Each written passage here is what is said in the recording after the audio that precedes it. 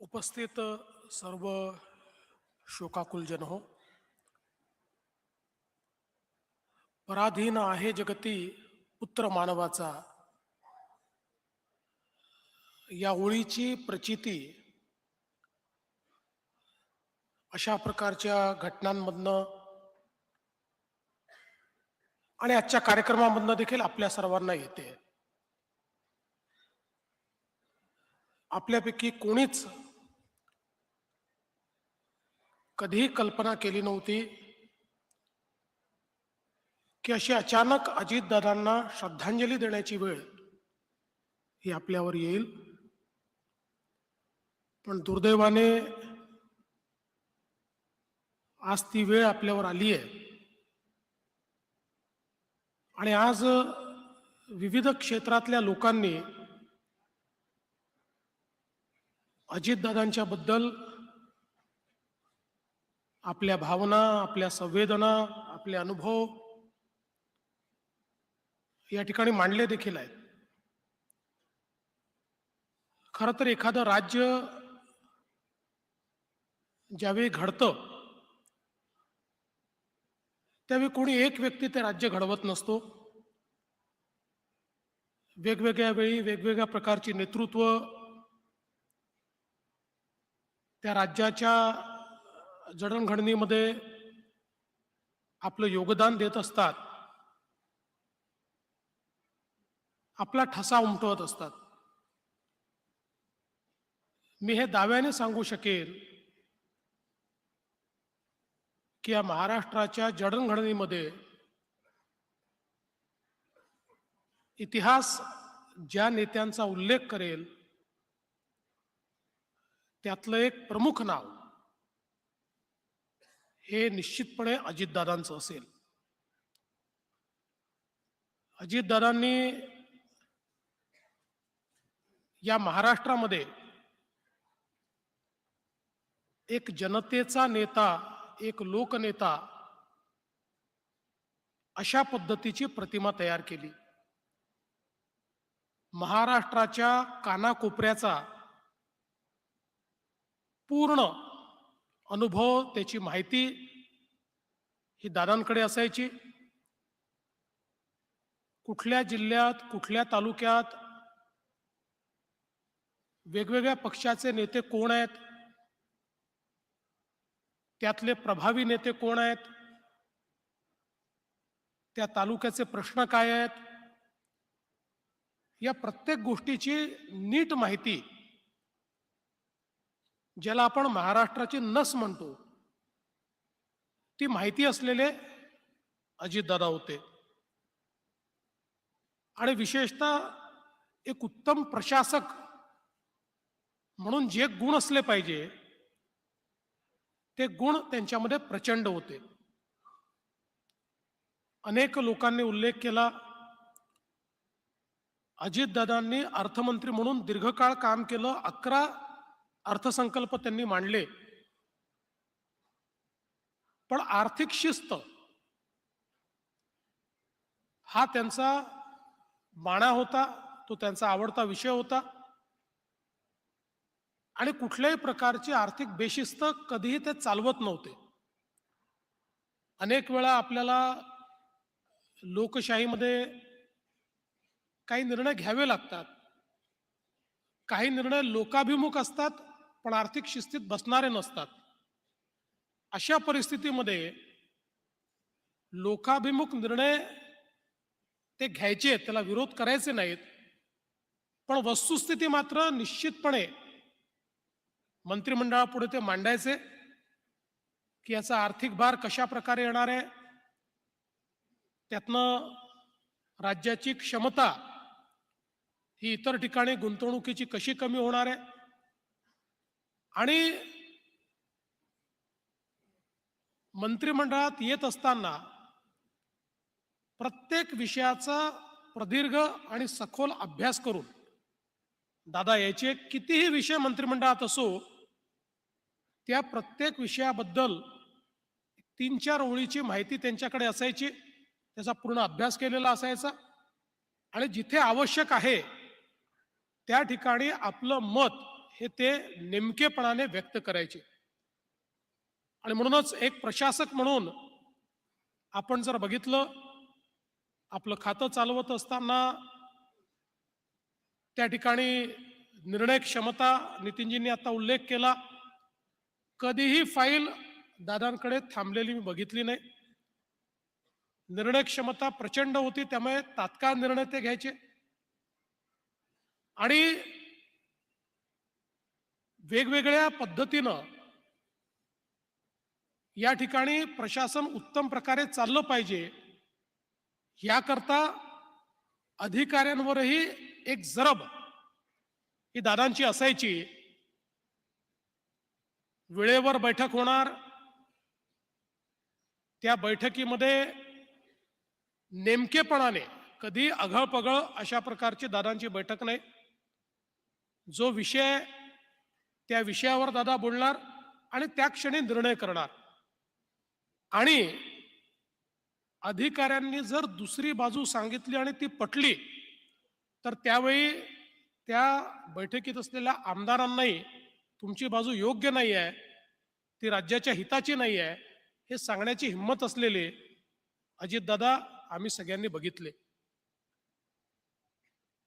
सहकाराचं क्षेत्र असो, क्रीडा क्षेत्र असो, विविध क्षेत्रांमध्ये त्यांनी काम करत असताना आपल्याला याची कल्पना आहे की ज्या क्षेत्रामध्ये त्यांनी हात घातला, नेमकेपणाने, नीटनेटकेपणाने आणि शिस्तीत, आणि शिस्तीच्या बाबतीत साखर कारखानदारीमध्ये एखाद्या नेत्याचा कारखाना जर नीट चालत नसेल, तर तोंडावर त्याला सांगायचे, एखाद्या आमदाराला सांगायचे की असं कसं चालवता तुम्ही, अशा पद्धतीने नाही चालत. त्यामुळे प्रत्येक क्षेत्रामध्ये त्यांची शिस्त होती. म्हणून त्यांनी ज्या ज्या गोष्टी हातामध्ये घेतल्या, त्या शिस्तीत आणि उत्तमपणे चालवण्याचा, टापटीपपणे चालवण्याचा त्यांचा नेहमी प्रयत्न असायचा. आणि या सगळ्या क्षेत्रांमध्ये काम करत असताना एक प्रचंड मोठा जनसंपर्क तर त्यांचा होताच, पण त्याचवेळी वैयक्तिक संबंध ठेवणं ही देखील एक प्रकारे त्यांची हातोटी होती. खरं तर दादांच्या बोलण्यात एक जरब होती. त्यामुळे अनेक वेळा कार्यकर्ते, आमदार हे थोडं त्यांच्यासमोर शिस्तीत असायचे, पण त्याच लोकांशी अतिशय वैयक्तिक अशा प्रकारचा संबंध देखील दादांचा असायचा. त्यांच्या सुखदुःखामध्ये दादा सामील असायचे. त्यांच्या अडीअडचणींकरता प्रसंगी संघर्ष करावा लागला तर संघर्ष देखील दादा करायचे. आणि म्हणूनच मला असं वाटतं की एक प्रचंड मोठा गोतावळा हा दादांनी तयार केला. आणि खरं तर एक गोष्ट मी नमूद केली पाहिजे की दादांच्या स्वभावातली शिस्त उभ्या महाराष्ट्राला माहिती होती. आणि कदाचित वेगवेगळ्या पद्धतीने महाराष्ट्राने दादांना श्रद्धांजली दिली असेल, पण त्यातली एक पद्धत, ज्यावेळी दादांचा अंत्यसंस्कार झाला,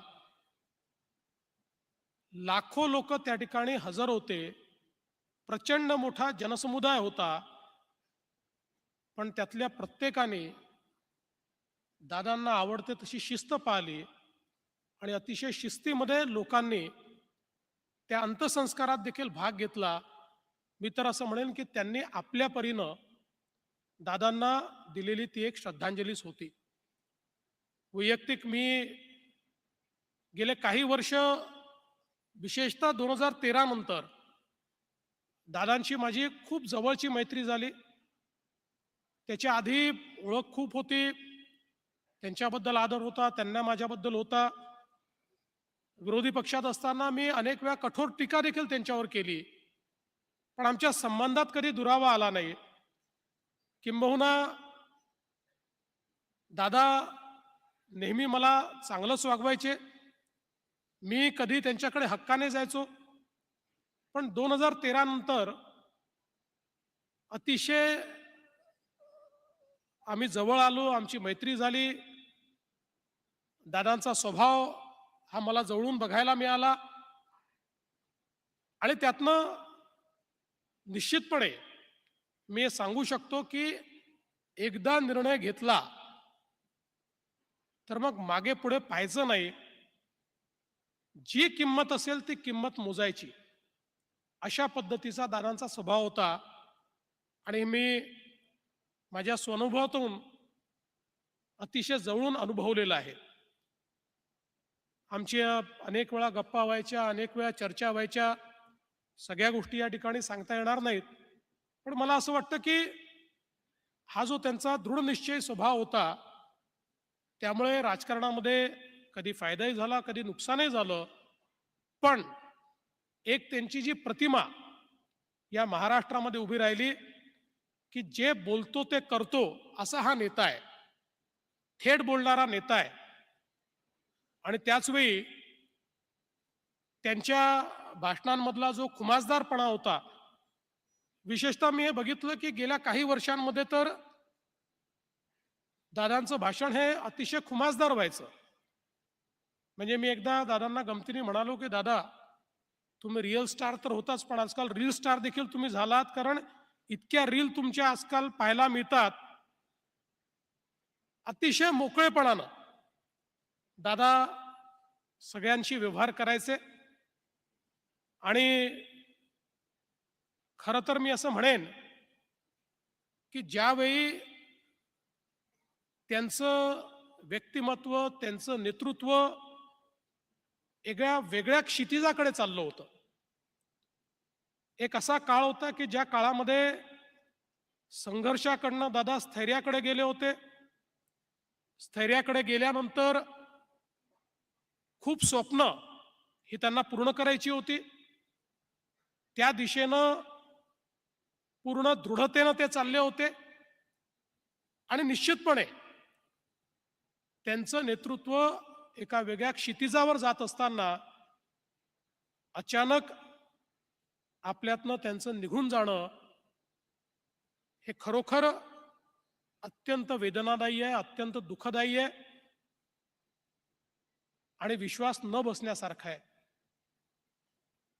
खरं म्हणजे निश्चितपणे सुनेत्राताई असतील, पार्थ आणि जय असतील, पवार कुटुंब असेल, यांच्यावर तर हा आघात आहेच. पण दादांनी ज्यांना आधार दिला असे अनेक नेते आहेत की ज्यांना आज पोरकं झाल्यासारखं वाटतं. असे अनेक कार्यकर्ते आहेत की ज्यांना नेमकं कोणाकडे जावं असा प्रश्न या ठिकाणी उद्भवतो. आणि आमच्यासारखे अनेक मित्र आहेत की ज्यांना असं वाटतं की आता पाहायचं कुठे. कारण दादांसारखा एक मित्र, आणि केवळ मित्रच नाही, तर मित्र असं म्हणेल की एखाद्या मुख्यमंत्र्यांना अर्थमंत्री कसा पाहिजे, तर तो दादांसारखा पाहिजे की निर्धास्तपणे दादा येथे माहिती आहे, हे सांभाळून घेतील, नीट आपली आर्थिक गडी ते बसवतील. अशा पद्धतीनं एक मनामध्ये ठाम विश्वास असताना, आणि खरं म्हणजे दादांनी तर यावर्षी आणि पुढच्या वर्षी अर्थसंकल्प मांडल्यानंतर एक नवीन रेकॉर्ड या महाराष्ट्रामध्ये तयार केला असता. अशा परिस्थितीमध्ये दुर्दैवाने आता तो अर्थसंकल्प मला मांडावा लागतोय. पण मला असं वाटतं की जी आर्थिक शिस्त या महाराष्ट्राला दादांनी शिकवली, त्या शिस्तीतच तो अर्थसंकल्प मांडण्याचा प्रयत्न हा मी करेन. आणि आपण सगळे मिळून दादांचे जे स्वप्न आहेत, त्यांचे जे गुण आहेत, त्यांचा जो गुणवत्तेचा आग्रह आहे, क्वालिटीचा आग्रह आहे, सकाळपासनं रात्रीपर्यंत न थकता काम करण्याची त्यांची जी जिद्द आहे, ही प्रत्येक गोष्ट आपण सगळे अंगीकारू. आणि मला असं वाटतं की दादांची स्वप्न पूर्ण करणं आणि या महाराष्ट्राला पुढे नेणं हीच खऱ्या अर्थानं त्यांना श्रद्धांजली ठरेल. मी स्वर्गीय दादांना विनम्र श्रद्धांजली अर्पण करतो आणि ईश्वराने त्यांच्या कुटुंबाला आणि आपल्या सर्वांना हे दुःख सहन करण्याची शक्ती द्यावी अशी ईश्वरचरणी प्रार्थना करून माझं बोलणं संपवतो. ओम शांती. यानंतर राज्याचे माननीय महामहिम राज्यपाल माननीय आचार्य देवव्रतजी यांना विनंती करतो की त्यांनी आपल्या भावना या ठिकाणी व्यक्त कराव्यात.